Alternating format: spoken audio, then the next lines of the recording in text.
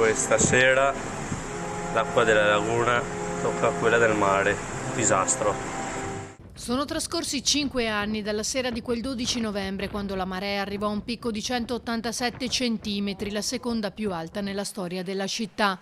Da allora le cose sono cambiate, a partire dal Mose, che ora permette di tenere la città all'asciutto per la maggior parte delle volte. Ma ci sono ancora questioni aperte, come evidenzia il senatore PD Martella. A 5 anni dal 12 novembre 2019 non possiamo che ricordare l'acqua granda, quell'evento tragico che ha profondamente ferito la città di Venezia. E nel ricordare quell'evento dobbiamo però anche avere una priorità. Tutte le persone, le famiglie, le aziende che hanno subito dei danni devono essere rimborsate. Purtroppo non è ancora così, bisogna farlo e bisogna farlo velocemente.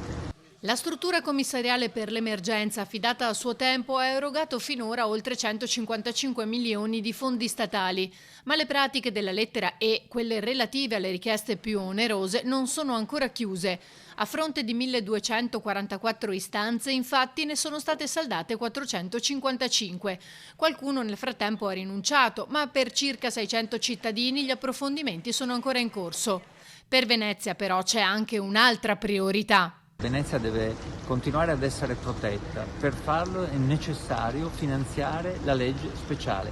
Da 2 anni il governo di centrodestra non mette un euro per Venezia e invece è necessario mettere delle risorse per fare in modo di salvaguardare il nostro patrimonio, di valorizzarlo, di recuperarlo. È per questo che nella legge di bilancio abbiamo proposto degli emendamenti, mi auguro che il governo li accolga, perché ne va del futuro della nostra città.